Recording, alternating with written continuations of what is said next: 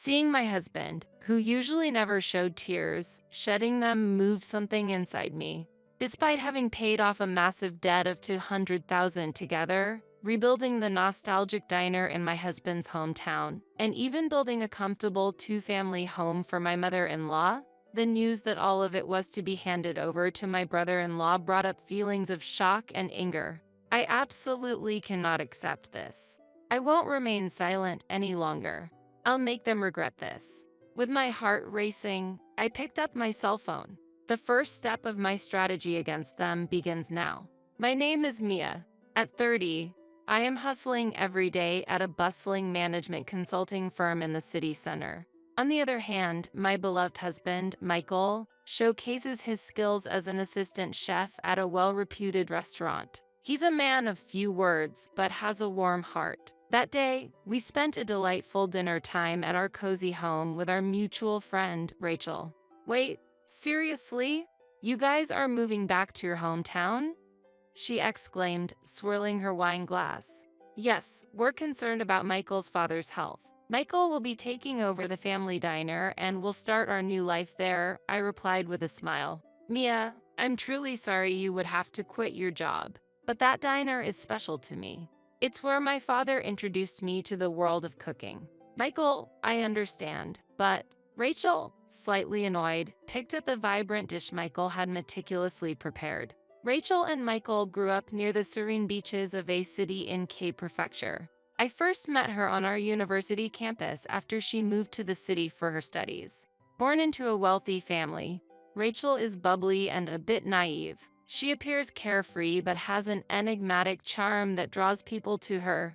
But we're quite different. We hit it off instantly. It was Rachel who excitedly introduced Michael to me, saying, "You two would be perfect together." But I feel a bit sad. Mia, you're working hard in the business world, and Michael is a chef at an amazing restaurant. Weren't you guys dreaming and planning for the future? Are you sure it's okay? Thank you for your concern, Rachel. But times have changed, and with technology advancements, I can work from home. More than anything, I want to be by Michael's side, supporting him. Come on, cheer up. Next time you visit, we'll treat you to Michael's cooking. Look forward to it. Thanks, Mia. Should we pour some more wine? As Michael walked to the kitchen, he said with a smile, "Sure thing." After that, Rachel gently grabbed my arm and whispered, "Mia, I'm a bit worried, but I know you'll be okay. Stay strong." At that heartwarming moment, I realized how blessed I was to have such a wonderful friend. A mix of excitement and anticipation enveloped us as we began our new life. We soon relocated to our new home in a city. The future holds uncertainties, and little did we know what was waiting for us. In the hospital room, my father-in-law looked astonishingly frail. "Michael, the doctor says I don't have much time left." He was a man of few words, but shared a deep bond with Michael, showing love more through actions and expressions than words. He dedicated his life to cooking, and his only hobby was collecting plates. "Dad, we're here with you." "Yes, we're here for you. Please, don't worry." With Michael's gentle smile and comforting hand, my father-in-law seemed to relax. "Michael, you're truly blessed. You found a wonderful wife." His kind words deeply touched me, and I felt tears welling up. Just then, the door burst open. "Oh, you're here? You should have told me. I have something to discuss," my mother-in-law said, sounding somewhat angry. I was aware of her high blood pressure and was worried getting upset might make it worse. Born into a somewhat renowned family in the town, she was doted on by her grandparents. She's a bit self-centered, and it seemed my father-in-law often yielded to her. Michael's relationship with his mother was also a bit complicated. Michael resembles his father, while on the other hand, his younger brother Peter looks just like their mother. This is why my mother-in-law has always been fond of Peter and often treated Michael coldly. To be honest, I was also bothered by her occasional whims. "Actually, I'm worried about the diner, especially about the finances," my mother-in-law began. As she spoke, the situation revealed itself to be more serious than we imagined. Mother-in-law owns the diner and lives on the second floor of the building where it is located. The diner was situated in a rural town with few similar establishments around, and thanks to father-in-law's cooking skills, it was very popular among the locals. However, managing it wasn't easy. With my father-in-law's declining health, there were more days when he couldn't cook. Meanwhile, mother-in-law's old apartment next door suffered termite damage. Because it was a precious property to her, it was demolished and repaired at a huge cost, leading to a staggering debt of $200,000. "Mom, why didn't you take action before it came to this?" exclaimed Michael. "You could have just sold the land or the diner." But mother-in-law, with tears in her eyes, replied, "This land and the diner have been protected by our ancestors. I can't just give them up, and I hope the diner that your father worked so hard to protect can continue." At that moment, Michael's eyes filled with sadness. But I squeezed his hand and reassured him, "It's okay. Let's figure it out together." And so, our new challenge began. Actually, I had inherited $250,000 from my father. When I suggested using it to repay the debt, Michael shed tears of gratitude. The money was for my dream, but we decided to use it to build our new life together. Michael's cooking truly reminded everyone of father-in-law's flavors. The locals commented, "This flavor is nostalgic," and were delighted. I used my previous job experience to renovate the parking lot, redecorate the interior, and promote the diner online. Its popularity soared. Thanks to a nearby tourist attraction, our diner quickly became a local hotspot. However, amidst this fortune, we faced a devastating event.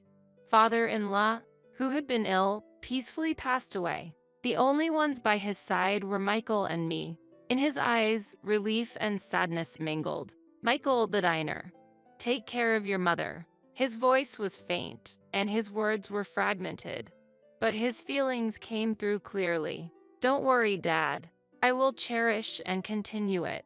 Michael responded. Tears welled up in our eyes as we witnessed the father-in-law's last moments. On the day of the funeral, mother-in-law's face was shrouded in deep sorrow. Beside her, Peter and his wife, Michelle, were quietly conversing. All the funeral arrangements became our responsibility, and amidst the bustle, Peter cracked a little joke. "Mia, you're so reliable, being a former career woman. But it must be nice to have taken over the dinner." His words had a hint of envy. Michael had overcome his youthful difficulties with his father's support and his own efforts. On the other hand, Peter seemed to have had an easier path, growing up with the abundant love of their mother. Now, Peter works in sales in the next town and seems to be living happily with his wonderful wife. Both of us graduated from business schools, but my university turned out to be slightly more prestigious. Perhaps that's what bothers Peter a little? He occasionally teases or makes sarcastic remarks. It seems his mother never told him about our struggles or debts, so he might not know the true extent of our efforts. His words occasionally annoy me, but I've decided not to let my emotions get the better of me. Then, one day, I suddenly heard Michelle scream. Rushing over, we found mother-in-law collapsed on the ground, her face pale. Everyone panicked, and we immediately called an ambulance. At the hospital, we learned she had suffered a stroke. She had hypertension, and the combined stress and lack of sleep likely contributed. Fortunately, her life wasn't in danger, but she suffered mild paralysis and would need our support from now on. On the evening before the month memorial of my father-in-law, my mother-in-law called us to the living room and made a surprising proposal. "Hey, we finally settled the debt issue, and the diner seems really busy. Doesn't it? If it's okay, I've been thinking about building a house on the apartment site where the whole family can live. I'm getting older, and living on the second floor is tough for me. We have your father's insurance money, so I thought maybe we could use a bit of it." I was a bit taken aback by this suggestion. Having just repaid the debt, I hadn't expected such a big proposal. But there's some truth to what my mother-in-law says. Living on the second floor might be tough for her. We also pay quite a rent for our apartment located a bit far away. Moreover, with proper planning, we might be able to expand the shop a bit more. And then the last words of my father-in-law come to mind. His heartfelt wish was for the family to get along and to keep the diner going. For that reason, even if I didn't get along with my mother-in-law, I decided to give it my all. After much consideration, we decided to move forward with building a two-family house. We have the insurance money my father-in-law left us, but it might not be enough on its own. In the end, we used almost all of the savings we had accumulated for our dreams. But we believed it was the best choice and proceeded with it. Seeing Michael a bit down, he said, "Our dream feels a bit distant now." I'm sorry, lowering his eyes. Seeing that face, my love for Michael grew even stronger. It's okay. The diner is picking up and we'll surely save money again. Besides, a new house is exciting, right? Let's live happily together, I said, trying to cheer him up. About the new house, Peter introduced us to a construction company that is new and seems to be trending. Our first choice was to rely on a different company that had been trusted in the local area for a long time. But my mother-in-law and Peter highly recommended it, and we were also busy preparing for the reopening of our shop, so we ended up entrusting it to them. And then the new house was completed. It's very modern and stylish, especially the first floor, designed to be comfortable even for older people. And on the second floor, there was an amazing kitchen that Michael would love. On the day of the housewarming for our new home, we gathered in high spirits. My mother-in-law, us as a couple, Peter and the rest. We celebrated the start in our new house and had a wonderful time together. On the day of the housewarming, my mother-in-law, sitting in a wheelchair, opened her mouth somewhat awkwardly. "Hey, I have something serious to talk about." Hearing this, a chilling feeling spread in our hearts. Such a tone usually meant some complicated news was coming. "Actually, I'm thinking of entrusting the diner to Peter. Since Peter and his family have promised to take care of me, this house might become theirs too. You two might want to go back to your old life in New York." Her words hit us like a bucket of cold water poured over our heads. The money we had paid, the diner that Michael rebuilt with sleepless nights, and the house we built to live together and care for her, all of it was going to be handed over to Peter so easily. Peter smiled confidently and said, "This house has turned out pretty nice, hasn't it? Don't worry about the diner or Mom, leave it to me." Michelle, too, with sparkling eyes, said excitedly, "This new kitchen seems really convenient. Can't wait to use it." That kitchen was specially designed for Michael. I was utterly disoriented. It was unbelievable and felt like a cruel joke. The cherished, old-fashioned, warm-hearted box of dishes that my father-in-law had treasured was suddenly deemed in the way by Peter. To put it more directly, my emotions were in turmoil. "All right, it's time for you to leave now." Her voice had an indescribable coldness, like a winter wind. For a moment, we felt frozen in place. Holding my husband's hand, I nodded silently and left the room. As we exited the house, the smug smiles of my mother-in-law and Peter were visible from behind. Just seeing that made my blood boil. "Mia, I'm sorry. I didn't expect this to happen." It was rare to see my husband cry. Seeing him like that, the small flame of anger inside me grew. But we couldn't be discouraged by this. Determined, I grabbed my phone and called my reliable friend, Rachel. "Hello, how have you been?" Upon telling her about the recent events, Rachel responded firmly. "Wait, are you both sure about this?" "Yes, we're definitely going down this path." Time passed and we, as a couple, decided to open a new restaurant cafe on a lovely corner in City A. On a breezy day, we were present at the opening event, serving as the chef and owner. Michael was the head chef, and I worked as the owner and in charge of publicity. Surprisingly, Rachel came from a family that owns a large piece of land in the city of A, and she herself had a great sense of business. She had always dreamt of starting something in this place, and while keeping an eye on Michael's family business, she offered us this opportunity. The content of the little secret talk I had with Rachel that night was precisely about this new business. Our dream of opening our own restaurant became a reality with Rachel's support. Thanks to the dishes made by Michael and the effective advertising I did, the restaurant became a hot topic even before its opening. And on that day, holding champagne in our hands, Rachel and I were having a great time in the restaurant. But suddenly, there was a surprised voice saying, what's this? Turning around, Peter and my mother-in-law were standing at the entrance with shocked expressions. Why are you two here? Michael asked with a hint of confusion but remained calm. Huh? I had no idea you guys opened a restaurant so close by. The voice of the mother-in-law carried a mix of surprise and a bit of anxiety. I think the quality of a store doesn't drop because of the surrounding environment. Maybe after Michael left, the food quality dropped, so the locals started looking for a different place. Look at their reviews on word-of-mouth sites. I replied with a bit of sympathy. Peter, his face turning bright red, hesitated a bit and then started to speak. Even so, we can't expect them to cover the repair costs for that house. After all, it's a house we worked hard to build, Michael replied with a bit of concern. That house. I never imagined it would have so many problems. Peter's voice trembled. Actually, the two-family house we built had various issues. There were leaks when it rained, and the house itself was leaning. And the contractor that Peter had trusted disappeared as soon as problems arose. It seemed that Peter and his mother had really struggled with this. I've been thinking, wasn't the original plan to ask a local, reputable contractor? Michael gently inquired. But since Peter decided, we went with that contractor. Still, the contract was in your mother's name, so I don't think it's our responsibility, right? Also, I heard Michelle has already left the store.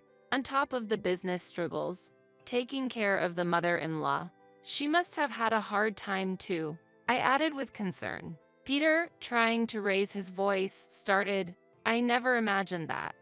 But then a cheerful sound interrupted him. The next moment, champagne was pouring over Peter's head like a shower. Oops, sorry, Rachel said with a smile, holding the champagne bottle. Peter, what goes around comes around, right? Besides, now is our celebration time. Don't disturb and please leave. Drenched in champagne, Peter and the surprised mother-in-law left the venue in embarrassment. We apologized to all the guests, repeatedly saying, we are truly sorry, but deep down, we were relieved. Time really flies, doesn't it? It's already been a year. It seems that Peter and his mother's store didn't go well. Peter is now working at a nearby convenience store while taking care of his mother in their rundown house. I heard about it from a neighborhood granny recently. I used to receive calls from Peter and his mother asking for help, but now I just ignore them. On the other hand, we are having very busy days. Customers are constantly flocking for Michael's dishes and desserts, and we see new faces almost every day. Rachel often says, this was the right choice. Riding on that wave, I've become somewhat of a business guru in City A, being sought after for advice by various stores. We found our father-in-law's old box. While sorting through the old dishes and trinkets, we made an unexpected discovery, a heartwarming handwritten note in our father-in-law's handwriting. Michael, I'm sorry. What I wanted to leave for you was not constraints, but freedom and happiness. The antiques in this box, I believe, are quite valuable. Show them to an expert. I'm sure you'll be surprised, it read warmly. Touched by our father-in-law's intent to leave us something thoughtful till the end, we got teary-eyed. When we had the antiques appraised as a small surprise, they turned out to be worth more than we thought. But more than its monetary value, we cherish it as something filled with our father-in-law's love. We have no intention of selling it. Instead, we've placed it in a special spot in our home, and every day, while reminiscing about our times with our father-in-law, we spend peaceful and happy moments.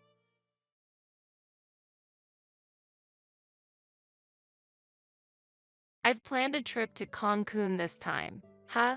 A trip to Cancun. Hearing my mother-in-law say this with a smile, I harbored doubts. Despite being burdened with a huge debt and struggling to make monthly repayments. Why travel abroad? Moreover, despite the fact that I send money every month. Why is she going to Cancun alone? I absolutely cannot accept this. This is no joke. As I raised my voice in anger, my mother-in-law looked puzzled. Yes, this was all my husband's scheme. I was shocked by this certain truth revealed by my mother-in-law. My name is Amy. I am 35 years old, working as a regular employee at a general company, living an ordinary life. 5 years have passed since I married Kevin. We had been living peaceful days without any major problems. However, suddenly a great trial appeared before us as a couple. This series of events was triggered by the recent death of my father-in-law. My father-in-law was a man of few words but gentle in nature, always caring for us as a couple. Thanks to him, I felt naturally integrated into my husband's family. That's why I couldn't accept his death. One evening, a little after his funeral, when things had calmed down, my husband suddenly started talking at dinner. "Hey, Amy, it's weird to talk about this all of a sudden, but is something wrong? Actually, I've been thinking about starting to financially support my parents' house from next month." Support? Why would you do that?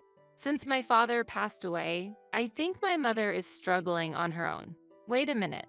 I quickly interrupted my husband. Your father's passing is sad, but your sister is living in your parents' house, right? Yes, that's right, but my husband has a sister living at home. She works for a prestigious company and earns much more than my husband. My father-in-law had also worked for a well-known company until his retirement. The retirement money should be with my mother-in-law. On the other hand, we, as a couple, work for small to medium-sized companies. Our income is probably lower than the average for our age group. In such a situation, I couldn't understand why we needed to send money to my mother-in-law. Kevin, I don't think your mother and sister are struggling with money. So why send money? When I asked this, an unbelievable answer came back. Actually, it seems rich on the surface, but my mom has a considerable amount of debt. What? My mother-in-law has such a huge debt. Yes, it's hard to believe, but it's true. But you know, for some reason, she hasn't told my sister about the debt at all. That's why I brought up this idea to somehow help her. But what about your father's retirement money? Actually, it seems that most of it went to his hospital bills, surgery costs, and funeral expenses. So now, my mom is really in a tough financial situation. That's a really difficult situation. Yes, it is.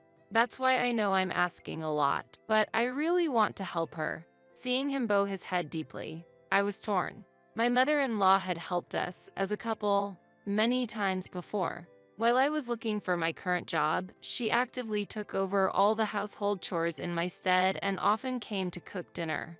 Moreover, when my husband changed jobs and we were short of living expenses, she secretly gave him money.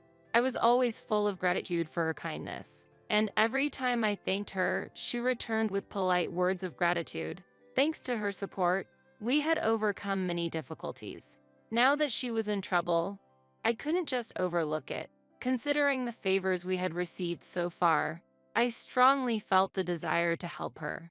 With those feelings, after a little hesitation, I eventually agreed to my husband's proposal. From that day, to support my mother-in-law financially, we became stricter about saving.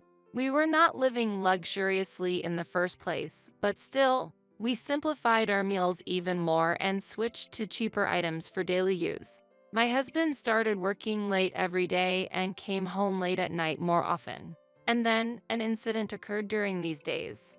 Perhaps due to accumulated fatigue, I developed a fever and fell ill. When I was preparing to go to the hospital after calling in sick to work, my husband said, "Wait a minute, are you really going to the hospital?" "Yes, I am." "Just a fever, isn't it? There's no need to go to the hospital for a mild fever, especially when we need to save money." What? I was surprised by his words, but managed to argue back. But what if it's a viral fever like the flu? We have fever reducers at home, right? Just take those and rest. You'll get better. Going to the hospital is a waste of money. That's not true. Listen to me. No matter what, don't go to the hospital. We're saving money, remember? After hearing those words, I had no choice but to rest at home, and ended up being bedridden for 3 days. Since then, my distress towards my husband gradually began to increase. Months later, to check on my mother-in-law's well-being, we visited my husband's parents' house. As I stepped into the living room, clothes and travel bags were scattered everywhere. Were you in the middle of sorting something out? I asked, and my mother-in-law replied with a beaming smile. Oh, actually, I'm going to Cancun this time. A trip to Cancun. Yes, that's right. Sarah said she would come with me. Amy, how about you? Do you want to come along? Really? As I was surprised, my sister-in-law, Sarah, next to me started clapping her hands with joy, saying, "That's a great idea. Wait, what is this? We've been sending them money, and they're happily planning a trip to Cancun. This can't be happening." Without noticing my speechlessness, my mother-in-law and sister-in-law continued to excitedly talk about the Cancun trip. I'm so excited. It's my first time in Cancun. My mother-in-law said, and Sarah replied, "Me too. And it's surprisingly affordable this time of year." Exactly, Amy. Don't worry. If you can come with us, we'll cover the travel expenses. My mother-in-law continued, "Really, we've been so grateful to you ever since Kevin got married," added Sarah. Unaware of my feelings, they were engrossed in their conversation. Finally reaching my limit, I confronted my smiling mother-in-law and sister-in-law, who were inviting me to the trip. Stop joking. A trip abroad. What are you really thinking? I raised my voice. What? Startled by my sudden reproach, my mother-in-law and sister-in-law froze with their mouths open. Even though they were shaken, they tried to calm me down. Amy, what's wrong? Did we say something odd? Maybe you don't like traveling? Did we invite you too forcefully? It's not about that. How can you even think of inviting me on a trip? Do you understand our situation? Amy, calm down. What caused you to be so angry? Really, if you have the means to go on a trip, I'd rather you pay off your debts first. What? Debts? I let all my feelings out towards them. We can hardly save money, and even when I'm sick, we can't afford to go to the hospital, yet we prioritize sending you money. And yet, how can you calmly plan a trip abroad? Please consider our situation a little. After pouring out all my emotions, I noticed tears streaming down my cheeks. Whether it was anger, sadness, or both, I wasn't sure. However, I was certain that the frugal lifestyle until now had been more painful than I thought. While crying, I collapsed on the spot. Seeing this, my husband rushed over in surprise. Hey, you! What are you saying to my mom? But, that's enough. We're going home. Kevin tried to pull me up forcefully. At that moment, my mother-in-law spoke up quietly. Wait a minute. What debts are you talking about? What? But didn't you have a huge debt? Surprised by my response, my mother-in-law's expression changed. There's no such thing. There's still my husband's pension and inheritance left, and I wouldn't be able to go on an overseas trip if I had debts. What? But in that instant, I realized the full picture of the situation. Anger welled up inside me. The reason why my husband's income didn't increase despite his daily overtime. Why I was the only one getting thinner and sick, despite the strict savings. And why my usually polite mother-in-law never thanked us for the money we sent. Then, I faced a shocking truth. The need for sending money, as my husband had been saying, was actually a fabrication. There was never a need to send them money. I could have gone to the doctor immediately when I got sick. I would have realized it if I had thought about it a bit more. Realizing this made the pointlessness of our past frugal life evident. But in our financially tight life, it had been hard to make a calm judgment. My mother-in-law and sister-in-law on the scene seemed to realize the truth behind my husband's words. They looked at Kevin with a doubtful gaze. Kevin, what's the meaning of this? Amy says she was sending money because you had debts. What's all this about? Kevin was clearly looking for an excuse. No, it's different, actually. How is it different? Explain it clearly. Make us understand. Talk properly. Well, I could see that he was still trying to control the situation. My love for him had completely faded. I confronted my confused husband directly. What's all this about? There were no debts for your mother or sister. Where did all the money I gave you every month go? He began to mumble his words. Well, don't lie now. Tell me everything. The truth he revealed was something I found hard to accept. Actually, I was invited by a colleague and ended up going to nightclubs. You've been going to a nightclub? Yeah, well, how should I put it? I just got carried away without realizing it. I can't believe it. Going to such places when it hasn't been long since your father passed away. And that was around the time you started talking about sending money, right? I'm sorry, really sorry. I just went there for a bit of a change of pace. I didn't think it was a big deal. Such an excuse can't be accepted. How can you behave so irresponsibly? Lying about sending money and using my hard-earned money for going to nightclubs. I can never forgive that. No, it's not like that. I never meant to hurt you, Amy. I just got a bit carried away, that's all. I really regret it. As I shouted, my husband tried to appease me, piling up lies. But trust once lost, even when husband and wife, is not easily regained. His impromptu lies and insincere attitude completely extinguished my love for him. No matter how long his apologies continued, I couldn't forgive him in my heart. I couldn't bear it anymore. I felt it was impossible to continue living with someone who lied to satisfy his own desires. With despair welling up from the depths of my heart, I told my husband my final words. I'm fed up. Saying I didn't intend to hurt you is no joke at all. Not only did you deceive me with lies, but how much do you need to belittle me? While I had a fever, you forced me to save money and enjoyed yourself in nightclubs? Unbelievable. Sarah's voice of surprise echoed in the background as I continued indignantly. I've been saving hard for your dear mother. Food, daily necessities, clothing. I've been enduring it all. Do you understand that effort? I can't even think of you as a family anymore. Such a scumbag should just go to hell. Just wait. I only went to nightclubs. Just that?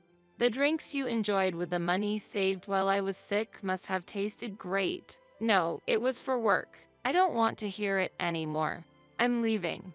Wait, Amy, please, I need you. What? Now? Have as much fun as you want in the nightclubs and see how it feels. Don't say that. By the way, I want all the money I gave you as support back. Make sure you pay it all back. Realizing the situation, my mother-in-law and sister-in-law hurriedly showed a posture of apology. Amy, I'm really sorry. I can't believe my foolish son did such a thing. It's truly shameful. Because of my thoughtless brother. Mother, Sarah, please don't apologize. It's not your fault. No, we have a responsibility too. We want to make amends somehow. Amy, I'm so sorry too. My brother has caused such trouble. Don't worry about it. But I've decided to divorce. I'm truly grateful to both of you, but please let me say goodbye. They nodded while shedding tears. Mother, Sarah, thank you for everything until now. At that moment, my husband called out to me with a pained voice.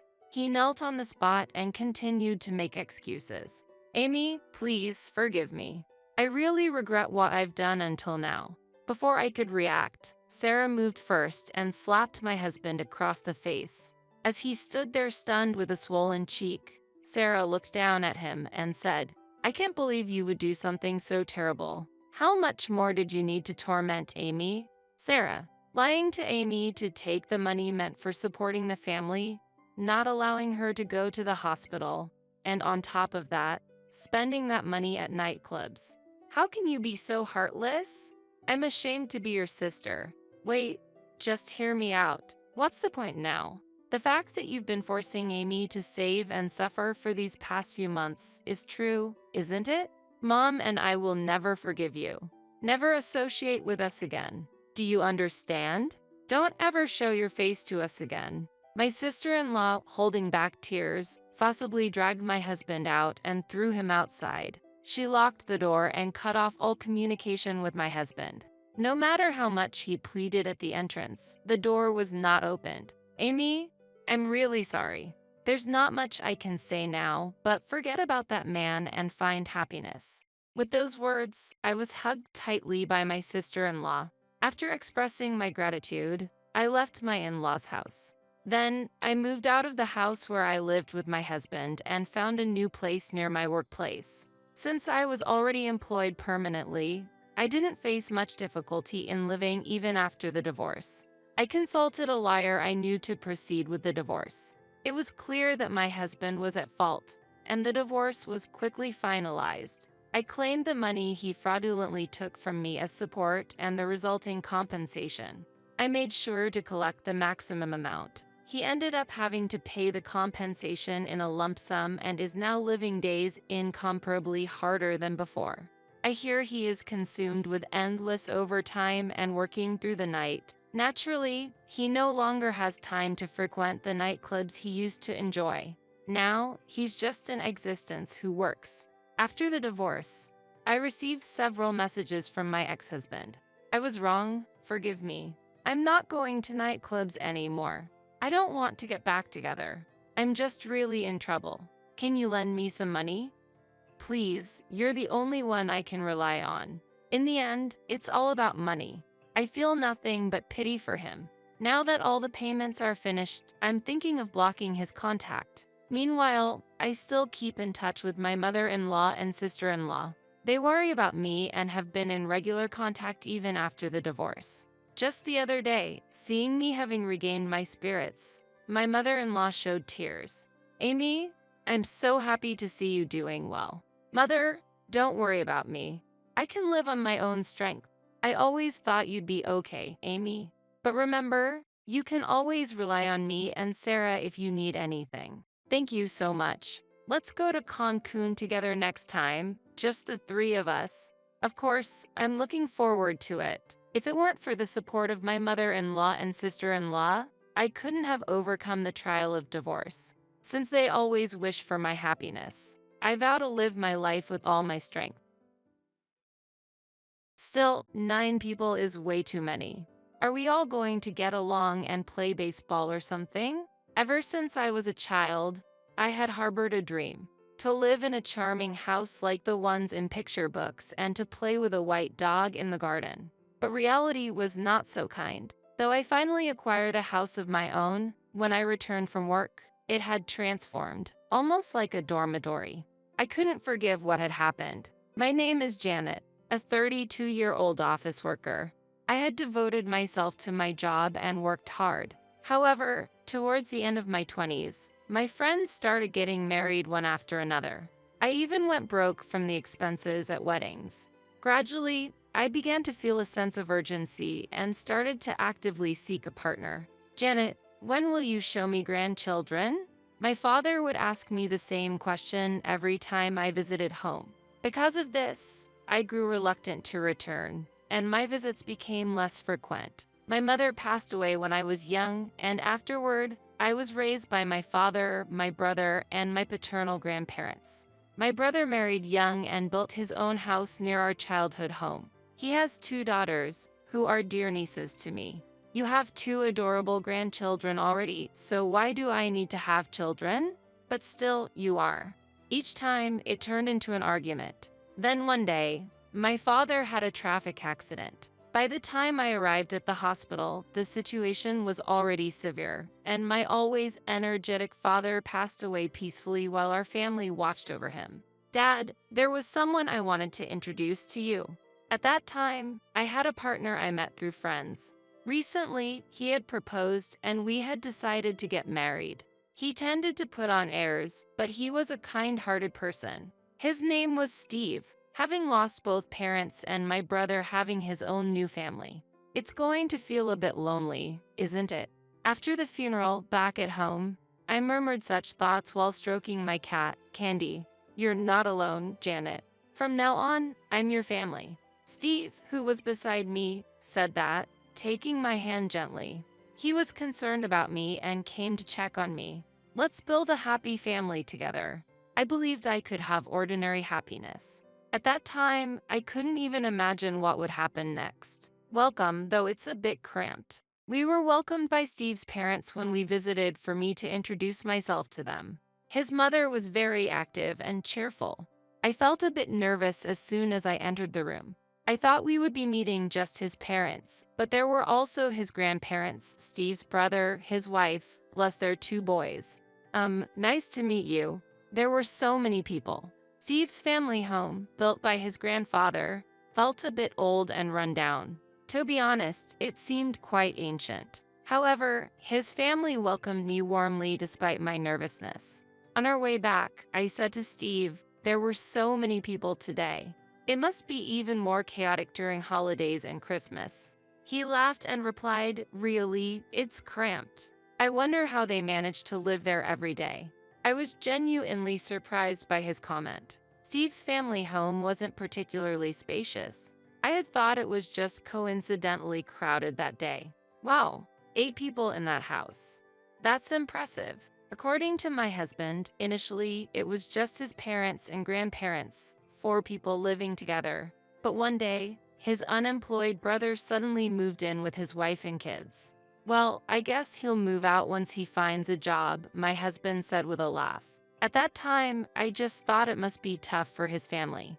Since getting married, we haven't been blessed with children, but we live a leisurely life with my husband and our cat, Candy. My husband helps with the household chores, and Candy is fond of him. Some time has passed since our marriage, but my brother-in-law's family still lives in the same house. The walls are filled with children's scribbles, and my mother-in-law has accepted the situation, laughing it off as a joke. Vanessa, my brother-in-law's wife, always looks tired. She is older than my brother-in-law and close to my age, so we developed a good relationship quickly. "Hey, Vanessa, hurry up. Janet, don't just watch, we're out of beer." When I visit my in-laws, Vanessa and I are usually the only ones moving around. We were constantly busy, hardly having a moment to breathe.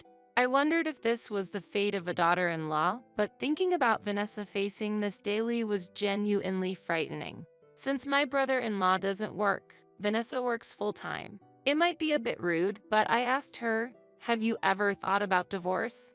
"Yes, it's quite tough as it is, but I have kids." He used to be much kinder.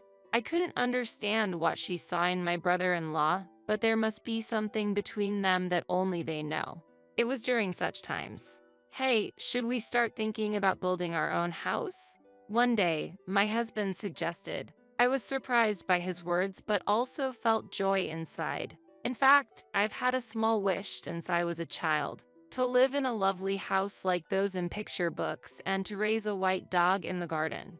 I had never told anyone, but I did share this dream with my husband, hiding my embarrassment. "That sounds great," he responded enthusiastically. Then we spent time visiting model houses and selecting a home builder. And after a year, our dream home was completed. "Let's work hard on the mortgage payments," my husband said. "Yeah, that's right," I replied with a smile. On the first weekend after our house was completed, my in-laws came to visit as a housewarming gesture. "Here, Dad, give them the celebration gift." "Excuse us." "Oh, what a lovely home," my mother-in-law said, looking quite pleased as if it were her own home. As I gave a wry smile, my father-in-law said, "Here, this is for celebration," and handed me 2 cans of beer that seemed to have been bought just then. "Is this all?" My brother-in-law wandered around the house, went into the bedroom on the 2nd floor, and exclaimed, "Bo, this bed is so comfortable," as he jumped onto it. Since the father did that, the kids also got excited, running around and shouting, "There's a cat." The children chased our cat, Candy, throughout the house. Candy, usually a loving cat, was overwhelmed by so many people and hid in a corner of the room. "I'm so sorry, Candy." Looking over at my husband and brother-in-law, they had already started drinking with my in-laws. "Janet, mother-in-law, is rushing for snacks. Can I use the kitchen?" "And I'm really sorry for scaring the cat," Vanessa said, apologizing. How can such a nice person be in that family? I empathized with Vanessa as if she were my own sister. "I'll do it, so you take a break, Vanessa." I said that, but Vanessa helped with the cooking while taking care of the kids. Steve's grandparents are always quiet and don't talk much. They were as silent as dolls, yet they commented, "What a wonderful home you have." "Really? We're sorry for being so noisy." It was Steve's parents who were noisy, yet the 2 of them apologized. His grandparents were very polite people. Ultimately, the problem seems to involve Steve's parents, his brother, and probably Steve himself. After that, Steve's parents and brother started visiting our house almost every weekend. They would party loudly until late at night, causing complaints from neighbors, and the police even showed up once. Steve's grandparents and Vanessa, along with her children, haven't visited our house since the housewarming, but Steve's parents come without hesitation, often leaving me with tasks to do. My patience finally reached its limit. Steve began to show his true character gradually. Once, when I was sick with a cold and couldn't cook dinner, I asked Steve, who returned home from work before me, to buy something for dinner on his way back. What Steve brought home was 2 servings of fried chicken. With no appetite, I reflexively said, "Why fried chicken? I can't eat this right now." Without getting angry, Steve replied, "What are you talking about, Janet? You need to eat properly and get better, especially now. If I could eat that, I wouldn't have asked in the first place." I thought to myself. Later, when Steve fell ill, I asked him with a hint of sarcasm, "Do you want fried chicken?" He replied, "No, that's obviously not going to work. What are you thinking?" He laughed as he said that. In the end, this family is selfish and lacks consideration for others. It's as if they've lost their humanity. They can do as they please now, but there will come a time they'd regret it. I decided that in my heart and smiled slyly. A few days later, it was decided that I had to go on a business trip. On the morning of my departure, "I'm off then," I cheerfully said to Steve. "Is your business trip starting today?" "Actually, Vanessa is also on a business trip starting today," he mentioned. "Really?" I had no idea. "What a coincidence," I replied, to which he laughed. "My parents are in trouble because they don't have anyone to help around the house." Seeing him laugh, I thought to myself, this man is terrible. Days passed busily while I was away, and a major storm hit. I asked Steve about the situation. "I'm fine, but the family home had some leaks due to the rain," he responded. I felt resigned thinking about the aging family home. The day I returned home arrived. As I approached my house from the station, I heard loud laughter. I wondered if someone was having a barbecue in their yard. It was so noisy that I thought it might cause complaints from the neighbors. Then I was shocked to realize the loud voices were coming from my own home. Hesitantly, I opened the door to find a multitude of scattered shoes and walls filled with scribbles. Stunned by this unexpected scene, Steve, already drunk, greeted me, "Oh, Janet, you're back." Angered by his blatant disregard, I stepped into the living room to find Steve's parents and brother also inebriated, with Vanessa busily preparing snacks for them. Steve's grandparents remained as calm as ever, while the children used the walls as their canvas, happily drawing. There was also an unfamiliar young woman present. There was too much information to process. I couldn't organize my thoughts. What exactly is going on here? I tried to have a calm conversation with Steve, asking him quietly, "What? Didn't I tell you?" "The storm caused a leak in the family home," he replied. "I understand that, but why here?" According to Steve, the family home was severely affected by the storm, and our house was chosen as the refuge for his family. While Vanessa was on a business trip, Steve, his parents, and his brother discussed the next steps. "We all thought it would be great to live here together," Steve proposed proudly. "What?" I couldn't grasp what he was explaining. While I remained silent, Steve's parents cheerfully said, "We're family, and there's enough space, so it's fine." "There's no problem, Janet. Sure, the walls are a bit dirty, but that's just the kids doing," my brother-in-law stated nonchalantly. "Who is that woman?" I asked about the unfamiliar woman relaxing on the sofa. "Oh, her? She's a friend of mine and Vanessa." My brother-in-law turned to Vanessa for confirmation, and she smiled kindly, saying, "Yes, that's right. She got kicked out of her place, and when she asked for advice, my brother said it was okay for her to stay here." My brother-in-law explained, "Nice to meet you." The woman responded, but I was completely lost. In the not-so-large living room, there were 9 adults and 2 children. The house was messy, and the walls were covered in scribbles. It was hard to believe this was a new home. The family was loud, creating an atmosphere like a dormitory. I became furious at the situation. Still, 9 people is way too many. Are we all going to get along and play baseball or something? Then I realized something. Wait, where's Candy? Our beloved cat, Candy, was nowhere to be found. When I asked Steve and the others, everyone claimed they hadn't seen her. As I searched for Candy, my nephew informed me, well, when Grandpa opened the window to smoke outside, Candy just slipped out. My brother-in-law glared at his son, who shared this information, as if he was saying something outrageous. Why would you do that?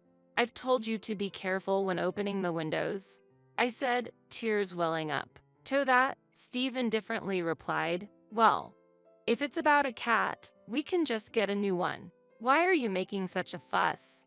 If you want a divorce, that's fine by me. Steve said this with a smirk. I challenged his provocative attitude. Did you just say divorce? Yeah, I did. If you're willing to apologize, maybe I'll reconsider, he replied. How he and his family could be so confident, smirking proudly, was beyond me. However, calmly I said, is that so? Then sign this, presenting the divorce papers already signed by me. I went to retrieve my packed bags from the room and told Steve calmly, have you signed it? Why haven't you signed it yet? I'm busy, you know. My preparedness surprised Steve and his parents. As Steve struggled to hide his irritation at my provocation, his mother exclaimed, Steve, divorce this foolish wife quickly. The house is completed.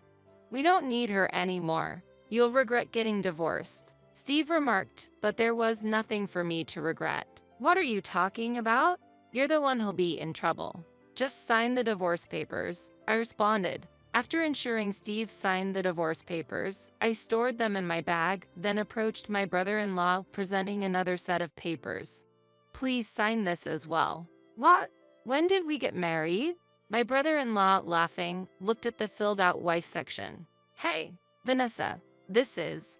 Vanessa, with a cold gaze, urged him to sign the divorce papers. We're getting a divorce. Please sign it quickly. Vanessa, this betrayal is unforgivable.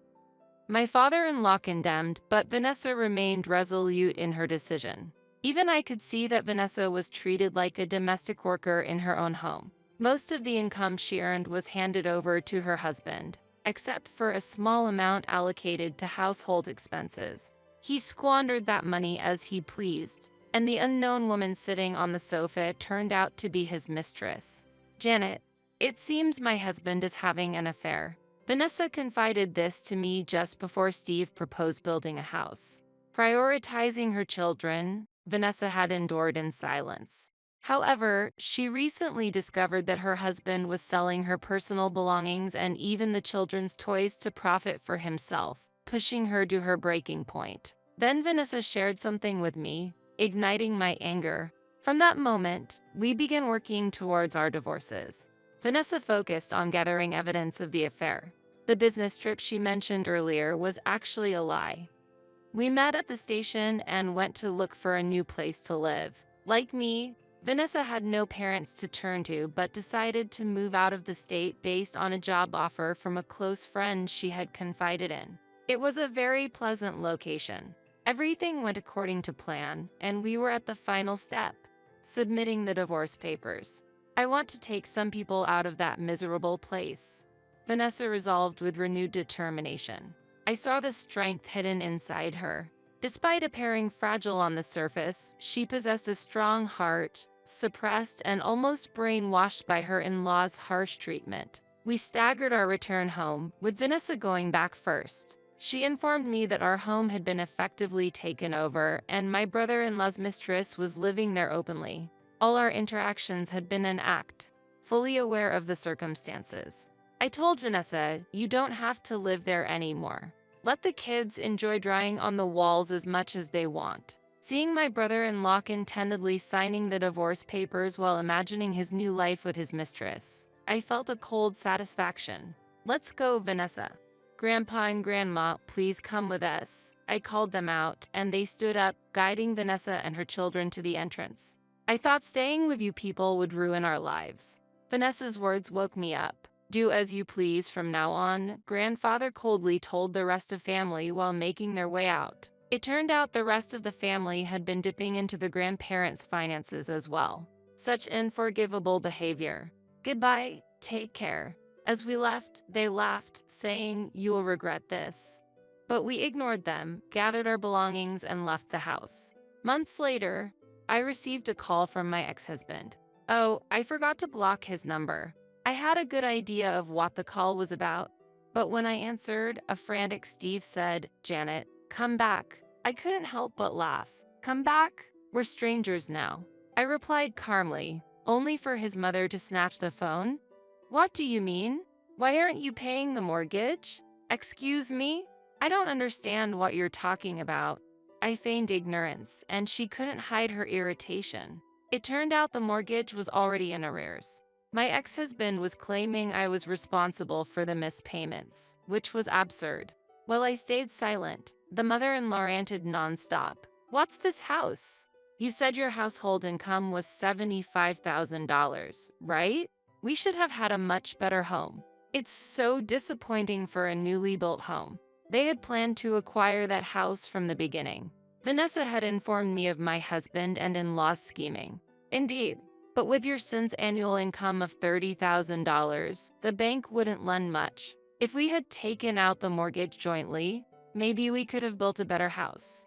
Hearing this, the mother-in-law shouted, "Steve, what's this about? This isn't what we discussed." I could hear my ex-husband and former mother-in-law arguing over the phone. Ignoring that, I hung up the phone and made sure to block his number. My ex-husband always wanted to appear favorable in others' eyes, though not so much with family.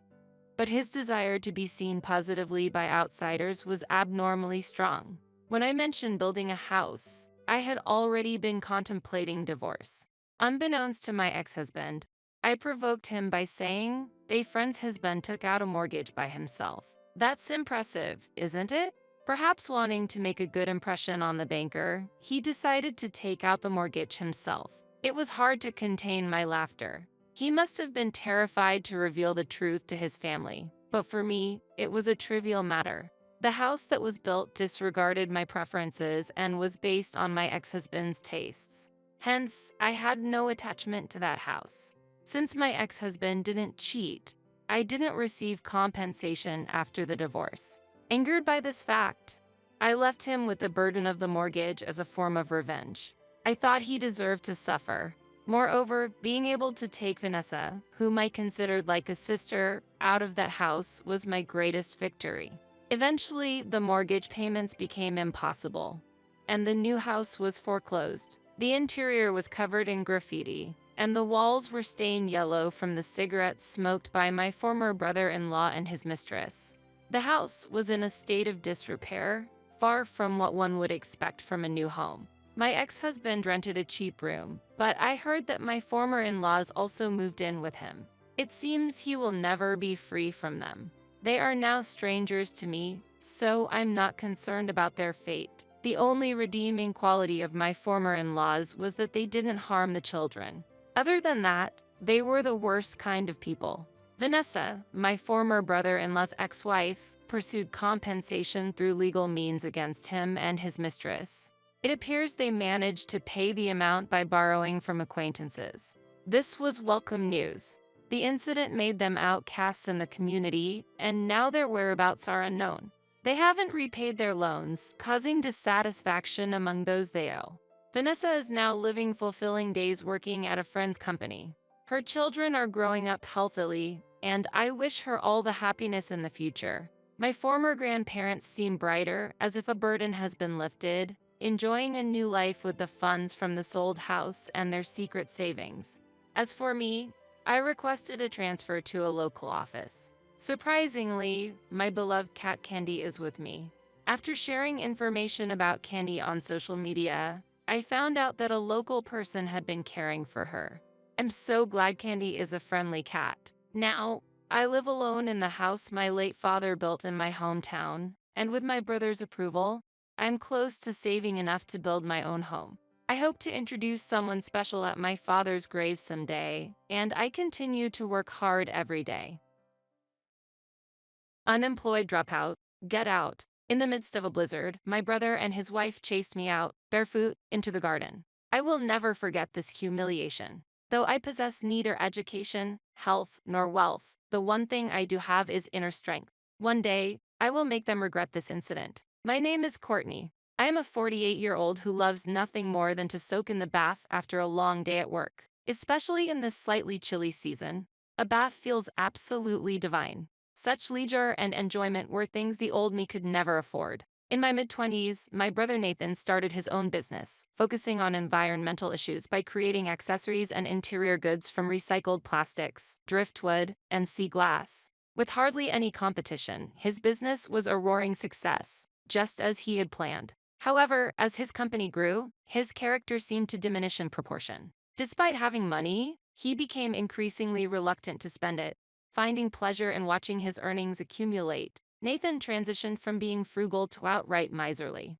I lived at home with our mother while Nathan lived alone nearby. But as he became more and more of a cheapskate, he made a habit of returning to our parents' house every Friday night, staying until Sunday morning to save on food and utilities, shamelessly exploiting the short distance to save 2 days' worth of living expenses, yet contributing nothing to our household. But we had no way to kick him out, as our mother, who had raised us single-handedly, was now bedridden with early-onset dementia. With my mother requiring constant care, barely responsive, I had no time to deal with Nathan. He took advantage of the situation and stole money from my wallet to satisfy his cravings, mocking my protests with taunts about my inability to survive without him. He felt entitled to look down on me because I suffer from a chronic illness, a type of autoimmune disease, that with medication and a balanced lifestyle allows for a normal life. However, any imbalance could land me in the hospital. If I were to be hospitalized or collapsed, I would have no choice but to rely on my brother. Since falling ill in middle school and constantly being in and out of the hospital,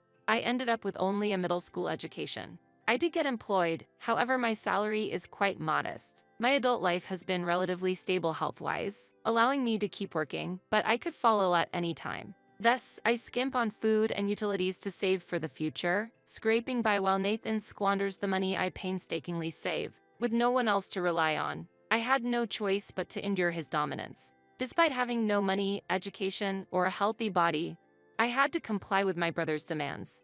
A while had passed and Nathan announced he had gotten married. How typical of him to inform us way after. Just thinking about what kind of person that brother would choose made me feel uneasy. I hoped she would be kind, but when he brought her over on his usual Friday, she appeared prim but was essentially a more intensified version of my brother. My sister-in-law, Janet, worked as Nathan's secretary.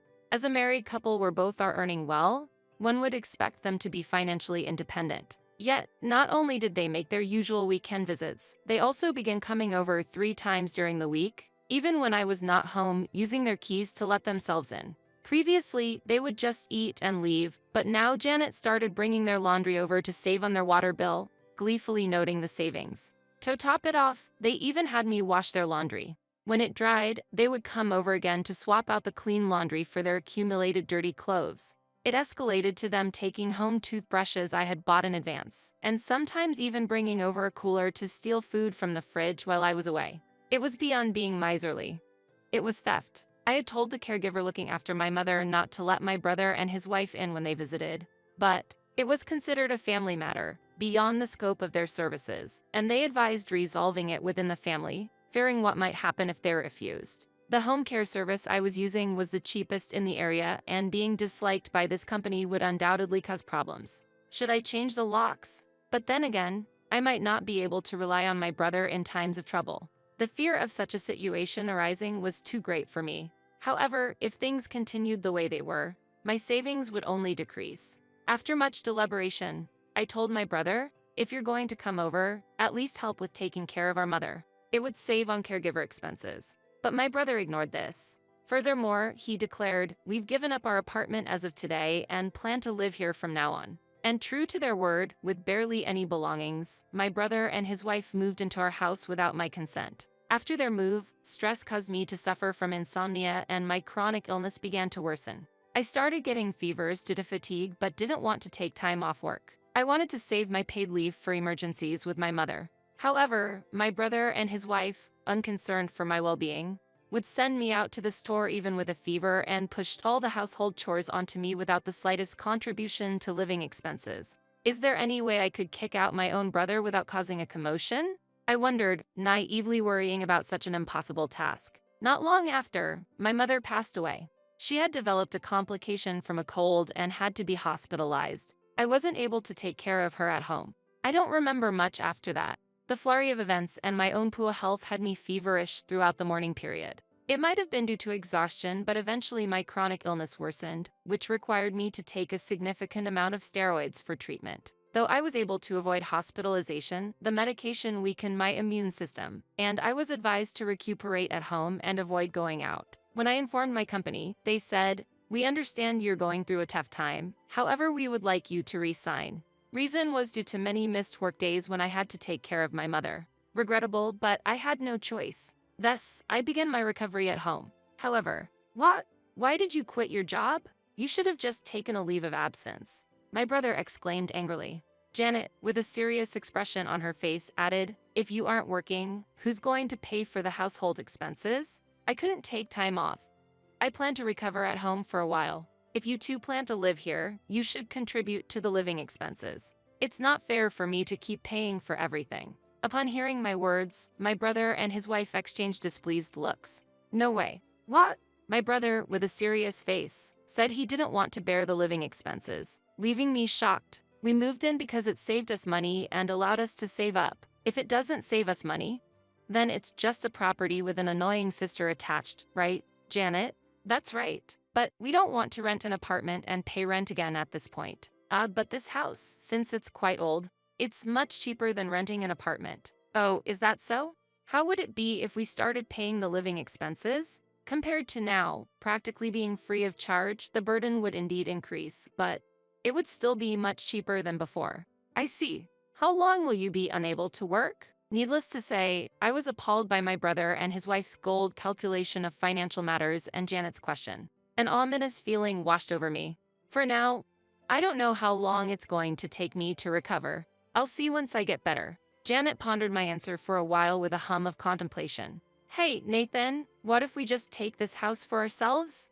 If Courtney can't work, we'd have to support her. It would be a loss for us if we had to pay for living expenses and such." "Exactly. Courtney is just in the way." "You're right. We should just kick out the unemployed dropout," Nathan said, grabbing my clothes and smiling. "You can't be serious." "Of course I am. It's cheaper if it's just the two of us rather than three." "You're in the way. You're the ones who barged into this house. Why should I be the one to leave?" "You're way too loud." "I'll apologize, so just be quiet." "Go on, get out." "Sorry, Courtney." Despite their apologies, my brother and his wife showed no remorse as they forcibly pushed me from the living room through the large window out to the garden. "Goodbye." With a big smirk on their face, they threw my bag packed with belongings while ignoring my pleas to let me back in. They locked the window and drew the curtains, making sure I couldn't see inside. No matter how much I knocked, I was ignored and left outside in the heavy snow, barefoot and without a destination or money in my wallet. It was infuriating to be thrown out despite having paid for living expenses and taking care of our deceased mother. However, I had no desire to live under the same roof as my brother and Janet, who spoke to me in such a manner. When I was kicked out, I had nothing but the clothes I was wearing, so I spent some time resting inside a train station. It was the only place with a roof and lights on at night. During the day, I looked at free job magazines and finally found a live-in part-time job. Considering my weak body, I technically shouldn't be allowed to work. However, I couldn't afford to say no. I decided to work on a farm, hiding my illness. Even though it was a physically demanding job, I had no time to be picky and ended up taking the first live-in job I could find. This became a turning point in my life. The family running the farm was very kind. They soon noticed my illness, and it turned out their daughter had the same condition. They allowed me to work without pushing myself too hard. Though I thought physical labor wasn't for me, the work was mostly in the morning, allowing me to have a clear distinction between work and rest. I found that if I rested well in the afternoon and went to bed earlier than others, it didn't interfere with my work at all. Thinking back, I had been juggling between caring for my mother, working, and dealing with my brother and his wife. Life here was like paradise compared to that. After getting involved in agriculture, I realized I had been wasting a lot of vegetable scraps that could be used for dishes like pickled vegetables or tea. There's hardly anything that's truly considered waste. That's when it hit me. What if we use the discarded parts to make and sell processed goods? I shared my idea with the farm owners, and since such services were rare at the time, they suggested, "If you can make something from the crops we don't need, would you mind using them?" Turning what farmers deemed unnecessary into sellable products was akin to reducing food loss, a concept that's well regarded today. Many found the idea intriguing, and soon, with the help of the farm owners, I began learning about business management and started my own company. 3 years after being kicked out by my brother, I turned 30. 7 years later, my company had grown significantly, with annual sales exceeding $20 million. Focusing on food loss and other environmental issues seemed to have been a good choice, as my efforts started getting media attention. A decade had passed since I separated from my brother. The only thing that bothered me was that we ended up doing similar work, but seeing my company grow felt like being recognized by society. Owning a company allowed me to employ capable staff and work without overexerting myself. On yet another ordinary day, my company got featured on a local news program, and I visited the studio. After the recording, as I was getting up, I was greeted by my brother Nathan, whom I hadn't seen in a long time. "I'm here because my company will be featured on this program next week. I was next door for an interview. I heard you were coming, so I decided to show my face. You should be grateful," he said with a smug look. Janet, my sister-in-law, was there too. The staff seemed to know about our relationship and suggested, "It's surprising to hear your siblings. Having you both on next week's show could be interesting." I didn't expect him to be here, and it made me uncomfortable, but it was a good opportunity. "Pardon me, but who are you?" "What?" I asked, without a smile and tilting my head seriously. Nathan looked surprised, and the staff were speechless. "Have we met somewhere before?" "Come on, Courtney, stop joking." "What are you saying?" "I lost my memory about 10 years ago due to stress. According to the staff, you're my brother, right?" "I don't remember anything. Can I confirm a few things?" Yeah. You didn't know I had amnesia, even though we're real siblings. Were we not on good terms?" "We were very close. We even lived together," Nathan hesitantly answered, choosing to lie given the presence of others. "How come we are living separately now?" "It's because I got married. I actually kept a diary. It starts with being kicked out of the house barefoot in heavy snow." "What?" "You're also surprised, it seems. If you know anything, could you please tell me? If we were so close, why was I kicked out in the middle of winter? Was it some kind of incident?" "No, it's just, apparently, a couple named Nathan and Janet suddenly moved in with me while I was caring for our mother and eventually kicked me out." I asked without showing much expression, pretending to be genuinely inquiring about their names, causing a stir among the staff. "The company president and his wife's name are Nathan and Janet, right?" Clearly, both my brother and Janet realized they were being talked about and turned pale. After that couple moved in, I seemed to have become stressed and fell ill. I was forced to quit my job and even got kicked out of the house because they said it would increase their burden if I stayed. Quite scary if what's in the diary is true. Plus, I apparently supported them and got no help with living expenses in return, doing all the household chores alone. I wonder who these people are? I don't think I am the type to live with strangers, but I don't remember anything. Maybe you know something? By this point, the staff were looking at my brother and his wife with cold eyes. Some started to think, maybe she got amnesia from the shock of being kicked out. It was hard to deny in that situation. Oh well, my brother and Janet stood there, not knowing what to do, looking as if they wanted to say something. As I was enjoying their dilemma, the director's voice rang out, "What's going on?" Turning around, I saw the cameraman apologizing repeatedly. The staff quickly approached and informed us. It seems the camera wasn't switched off, and the conversation was broadcasted. Unexpectedly, this turned out to be a fortunate event for me. Nathan was furious, yelling, "What are you doing?" And Janet shouted, "Do something." Seeing their reaction, the staff started saying, "So you did kick out your sister? Wow, that's cruel," and so on. Realizing there was no way out, Nathan, in frustration, exclaimed, It's all your fault." "Huh? What did I do?" I asked. "You remember everything, don't you?" Nathan accused. "What do you mean? I would appreciate it if you could tell me." The moment I said that, my brother Nathan froze on the spot. He realized that explaining what he remembered would require him to confess his own wrongdoings. Janet seemed to realize the same thing and rushed over to Nathan, urging him to stop, saying, "Let's stop this. It could affect the company's reputation." Encouraged by Janet, Nathan muttered, "You'll remember this," and left the scene. Later on, the events of that day were published in a weekly magazine article. Of course, I was approached for an interview, but I stuck to the story that I don't remember anything. If I said anything, they would just deny it. However, an evasive answer from the perpetrator is just like a politician's "I do not recall." You say you don't remember, but doesn't your brother remember? They pressed, and as Nathan continued to give vague responses, his misdeeds were written up as if they were facts. Of course, since it wasn't proven to be the truth, they couldn't explicitly write it out. But to anyone reading, it seemed like, if he's not answering clearly, he probably did it. As a result, Nathan acquired a negative image in the public eye as an evasive manager and prone to cover-ups, which inevitably affected the company's image. Consequently, the company's performance began to decline rapidly. The fame of being a young, handsome CEO vanished into thin air. On my end, I was seen as someone who must have gone through a lot of hardship to achieve success, which naturally led to good business performance. About 2 years later, Nathan resigned as the company's representative. Just having Nathan as the representative was creating a negative image for the company. So he was ousted by the vice president. I heard that a faction of vice presidents within the company wanting to remove Nathan even staged a coup d'etat. The company, struggling with continuous losses, couldn't pay employee salaries and had to reluctantly dip into the savings Nathan had been so reluctant to use. Nathan and Janet, now jobless, came to me begging to be allowed to work at my company. "Let's forget about the past. Can't you hire us?" I declined, saying, "I can't remember you and or the past you're asking to forget. Besides, we're currently cutting staff costs, so." The fact that the next day 15 new employees joined my company was a secret. Since then, I've ignored all contact from Nathan. There was a time I couldn't have imagined doing such a thing for fear of being abandoned by my brother. But now, I'm okay. I have trustworthy colleagues and have gotten married. After undergoing fertility treatments, I was also blessed with a child and am leading a fulfilling life. I will never be afraid of my brother again. If you live diligently, God will take good care of you and you will be rewarded. Just as my mother taught me when I was a child, the encounters I've had with many people helped me when I was at my lowest, and who led me through it all might have been God himself. Who knows?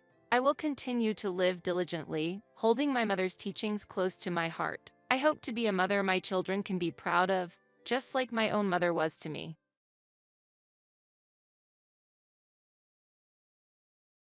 You're an adult. Don't rely on your parents anymore, you parasite. You're only staying in this house because you don't have to pay rent, aren't you? Such a spoiled excuse won't be tolerated. Get out right now. Michael's words were cold and sharp. They call me jobless because I work from home.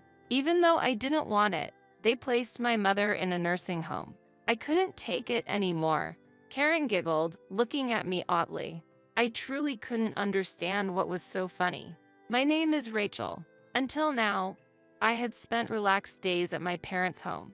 Happy family days, always centered around the warmth of my parents. However, one day, an accident changed my mother's life.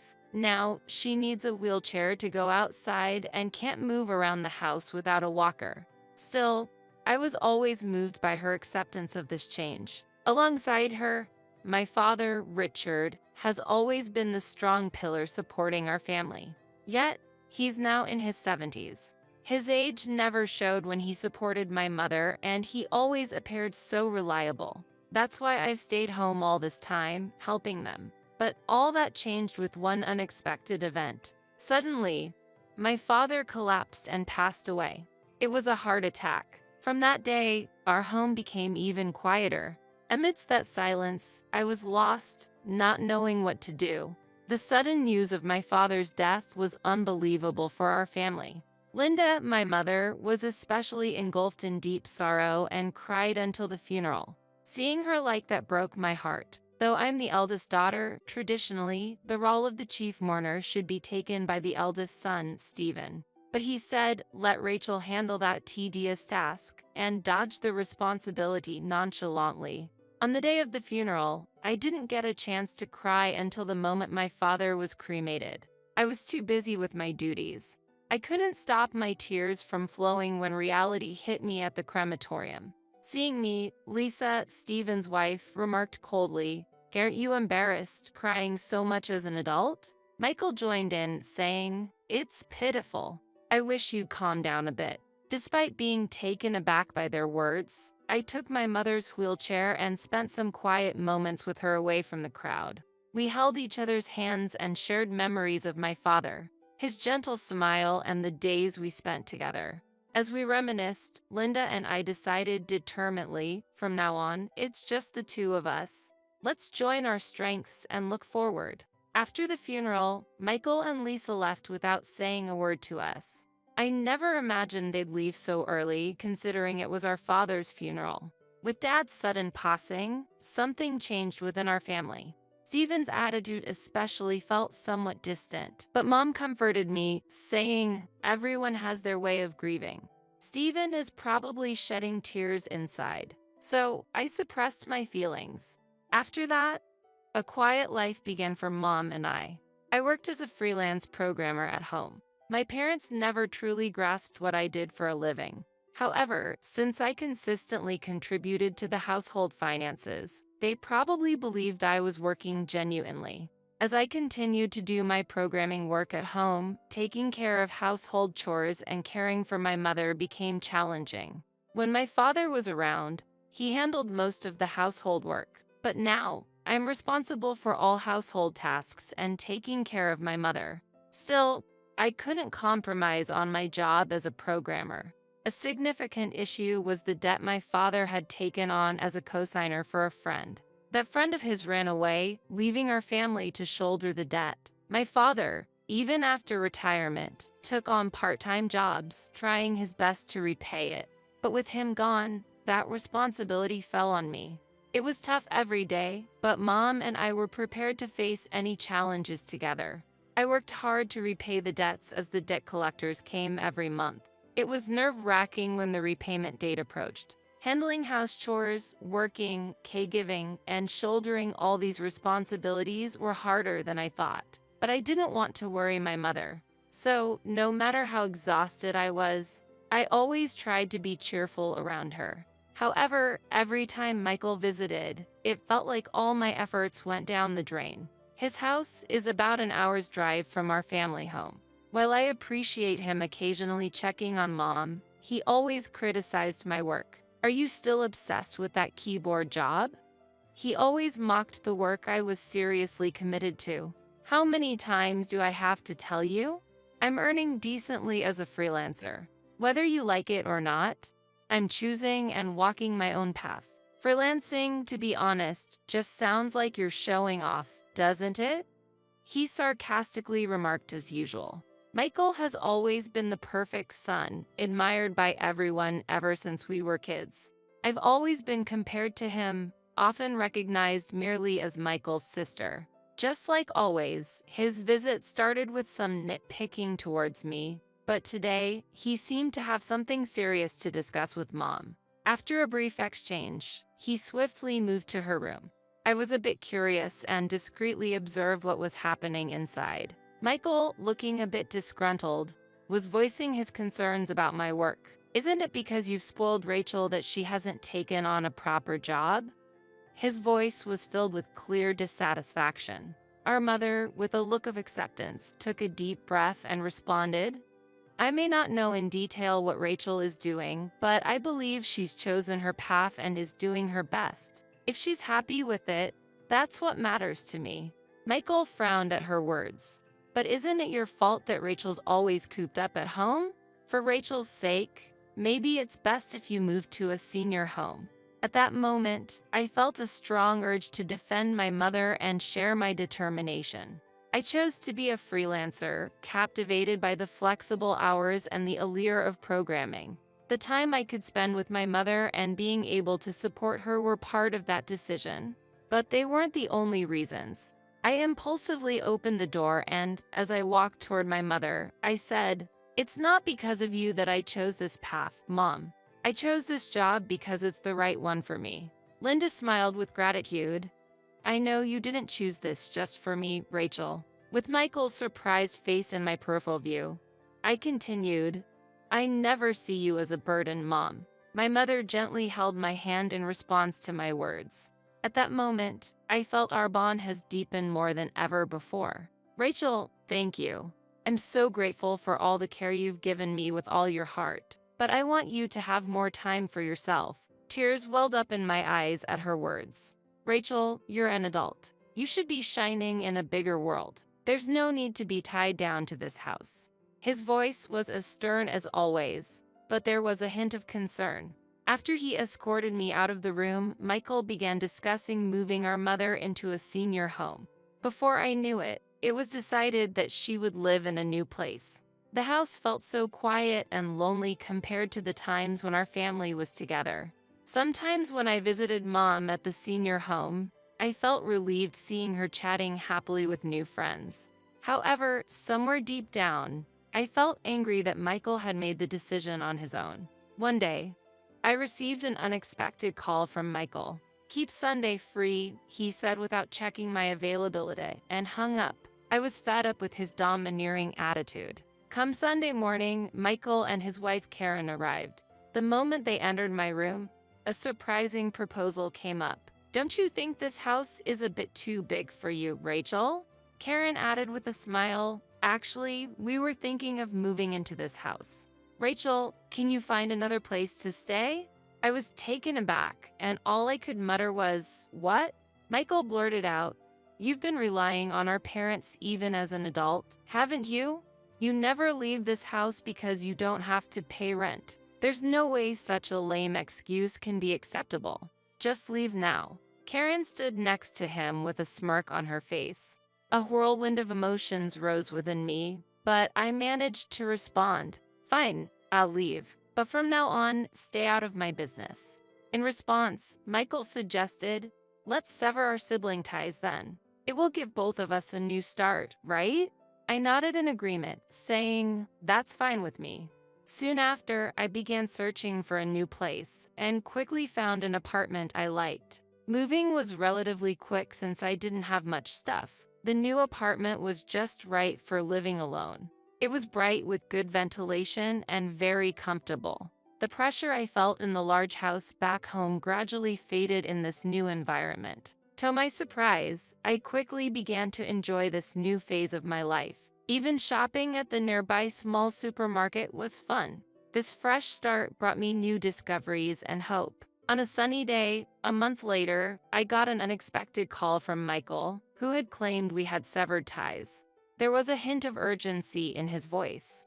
"Rachel, is it true that Dad had accumulated debts?"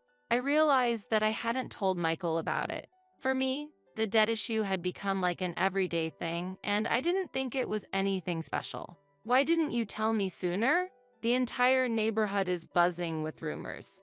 Karen's too scared to even step outside. How did you manage to keep those intimidating debt collectors quiet?" I responded calmly, "It's quite simple. I was paying back the debt every month." "Really? But the collectors say it's $1,000 a month. How did you manage to pay that?" "Well, it was a bit tight, but my freelance work was going well, so I managed. I had been working hard and supporting both the debt repayment and our household." Michael, on the other hand, had a stable job in a big company but hadn't seen much career growth or salary increase. I had been guessing that my income might be more than his, and it seemed I was right. Michael sounded desperate. "Honestly, $1,000 is a bit too much for me. Can you help me out?" I replied coldly, reminding him of our previous conversation. "We've severed our sibling ties, remember? Discuss with Karen and manage your finances." Without waiting for a response, I hung up. The calls from Michael didn't stop. I had a feeling something major had happened. The next morning, the doorbell rang. Looking through the peephole, I saw Michael and Karen, both looking quite remorseful, holding a gift probably as a token of apology. They had learned my new address from Mom and came over. Without opening the door, I spoke through the intercom. "Why have you come here?" I asked. Tears were evident in Michael's eyes as he said, "I'm really sorry. I have no one else to turn to. Please help me." Karen was also bowing her head in the background. It seemed Michael had made some bad investments and lost a significant amount of money. Their plan was to take over the family home, cut down living expenses, and repay the debt with the inheritance from our father. The whole idea of moving Mom to a nursing home and driving me out of the house was all Michael's plot. But all they found from our father's inheritance was a massive debt. I thought we'd claim the house and pay back the debts with Dad's inheritance. "I had no idea all he left behind was this much debt," he said, his voice choked with emotion. "However, we had decided to cut ties as siblings. Don't you remember? We decided we're not siblings anymore." "If you keep bothering me, I'll have to talk to the police," I said coldly, dismissing them both. I could tell from their expressions they were devastated, but what happened to them was none of my business. A while later, during a walk near my old home, I discovered that it was up for sale. Surprised, I spoke to a neighbor who told me about the constant confrontations between Michael, Karen, and the debt collectors. They seemed to have disappeared suddenly, possibly due to their financial troubles. I just hoped they were happy, wherever they were. My life, on the other hand, was fulfilling. The work was busy.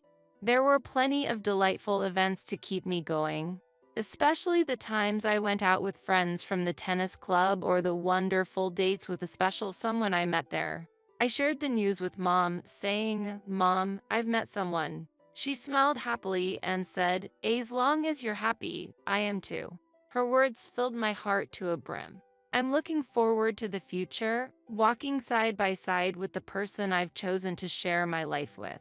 My future looks bright,